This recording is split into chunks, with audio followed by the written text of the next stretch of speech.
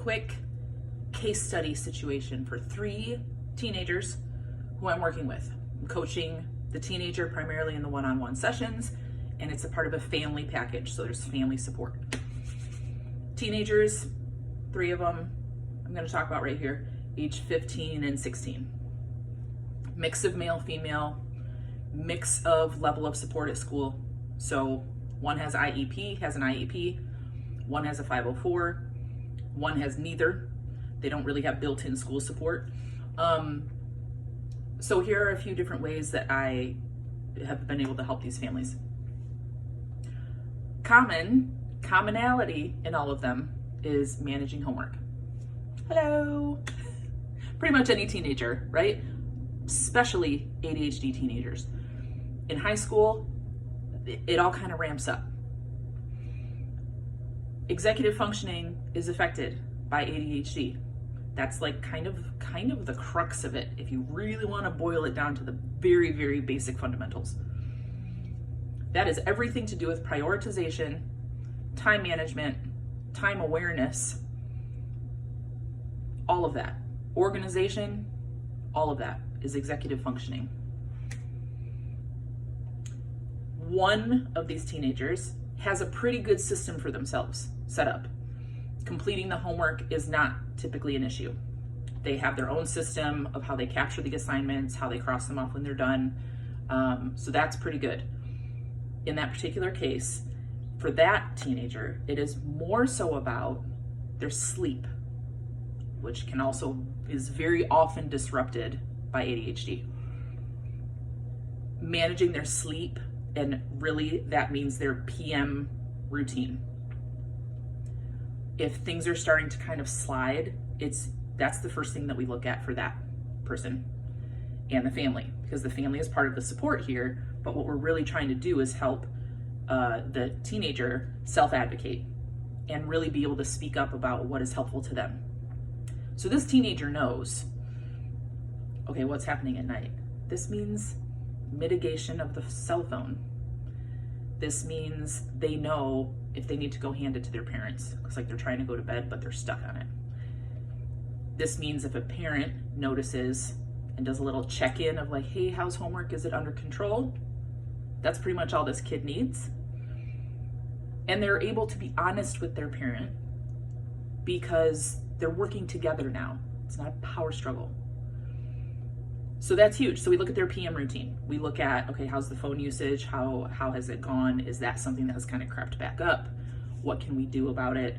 Okay, cool. That gets them back on track. Second child, bit of a battle with the parents.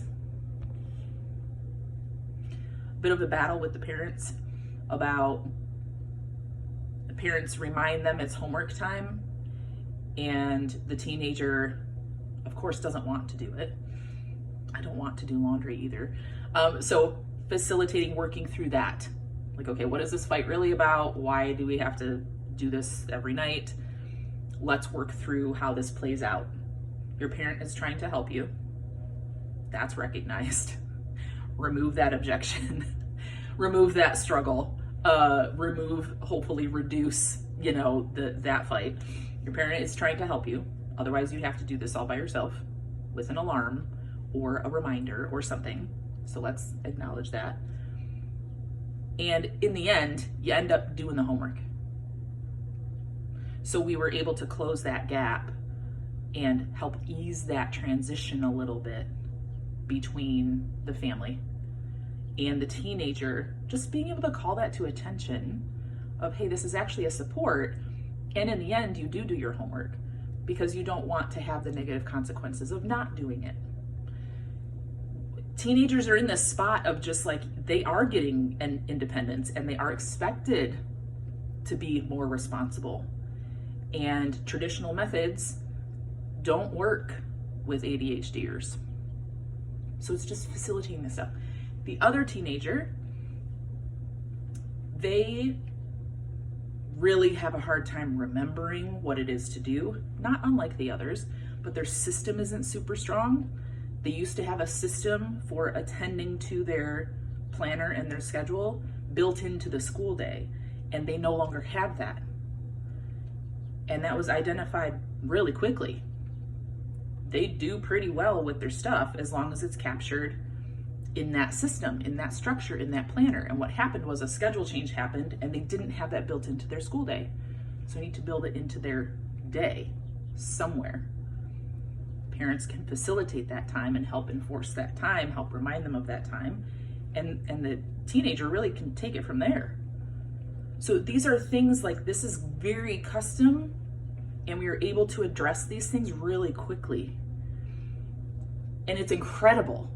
It's really helping facilitate this transition for parents who need to let go a little bit and kind of shift, like, I want to hold on to my kid really tight and protect them from everything. And I know that they need to become independent and confident and be able to advocate for what their needs are.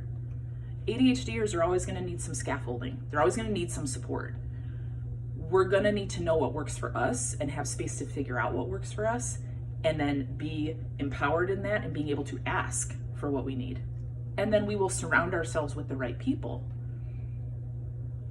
That's what I'm helping do, is just lay these foundations and really manage this transition where there's teenager and parent. It's hard enough anyway. Developmentally, it's tough. They need more independence, they want it, but like, they're not fully independent. And for parents, that's an adjustment too. Hey, I need to let them go a little, but I want to pass the baton. I want to know that they're going to be okay. I want to give them the tools. Holding on tighter to them and being in a power struggle does not give them the tools. So we just try to help navigate through all this, which is especially difficult, challenging, different, I should say, when ADHD is part of it. Because like the other systems and structures out there are not built for it. So that's what I do. All right, I tried to keep it short, but that was as short as I could go. And that's just 3. You got a teenager with ADHD, you feeling the pressure, you feeling the struggle, feeling like you don't know what else to do. Let's just chat. Let's just chat. I'll see if I can triage something real quick for you guys.